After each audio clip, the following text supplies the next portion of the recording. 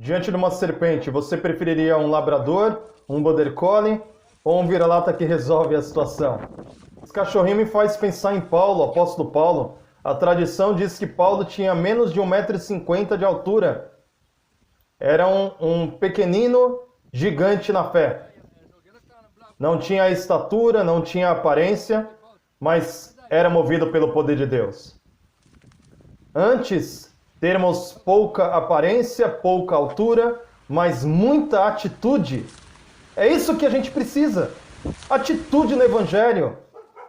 Declarar diante daqueles que estão ao nosso redor que nós somos do Senhor e não queremos ficar dialogando, latindo diante da serpente.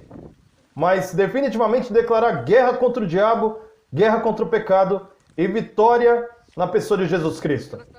Controvérsia envolvendo um gigante com quase 3 metros de altura. Quem resolveu a situação não foi Saul, que era o mais alto entre os israelitas, mas Davi, que perto de Saul era como o baixinho que resolveu a guerra. Por semelhante modo, há muitas situações na vida em que aparência, beleza, virtudes visíveis aos olhos não resolvem a situação. Porque o reino de Deus não é o reino da aparência.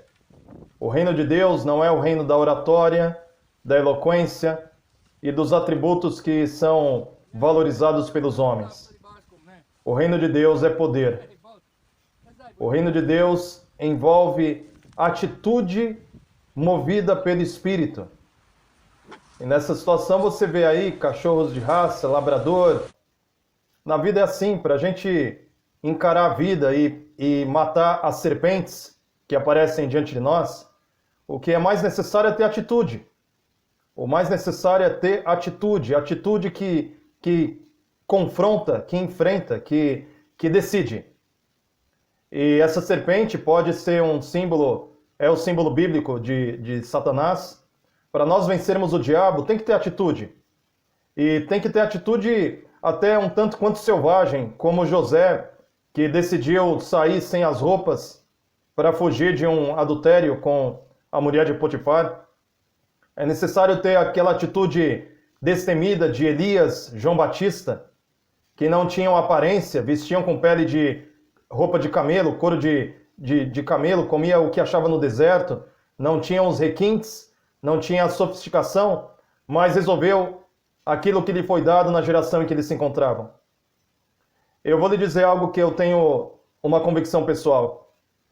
Eu acredito que nos dias de hoje, se nós tivermos uma única oportunidade de apresentar a verdade para alguém, talvez meio sem jeito, talvez até meio sem contexto, nós precisamos apresentar a terceira mensagem angélica. Esta é a mensagem para hoje. E ao invés de ficarmos com muitos floreios e como que pisando em ovos, eu me inspirei nessa imagem desse cachorrinho pequenininho perto dos demais grandões, que chegou e rasgou a serpente, sem latir, sem muita conversa, chegou e fez o que deveria ser feito. Eu quero deixar essa breve reflexão contigo. Precisamos fazer o que deve ser feito. E a nossa incumbência, a nossa missão, nosso alvo, nosso foco é a pregação da terceira mensagem angélica. As 3 mensagens, em especial a terceira. Precisamos advertir o mundo, alertar as nações, todos os povos debaixo do sol, de que está sendo arquitetado pelo dragão uma nova igreja-estado, que irá enganar e seduzir, se possível, até os próprios eleitos. Essa nova igreja-estado conciliará tudo e todos contra a verdade, contra os mandamentos de Deus. Essa nova igreja-estado, nos moldes da Inquisição, na Idade Média, onde a igreja romana pisava com pernas de ferro, ela irá, infelizmente, estabelecer decretos contra o povo de Deus. Essa igreja-estado, a princípio, parecerá ser uma grande bênção para o mundo, como uma declaração de paz e segurança. Porém, isso é um grande engano. Porque as tradições humanas não podem sobrepor a verdade da lei de Deus, a verdade do Evangelho, a legitimidade da consciência livre, para que cada qual possa adorar a Deus segundo o ditame de sua própria consciência. Precisamos ser como esse vira-latinha.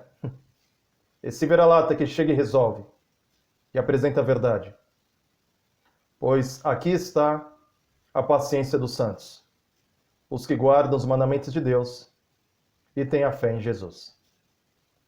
Que Deus te abençoe, que Deus te guarde, que Deus te proteja.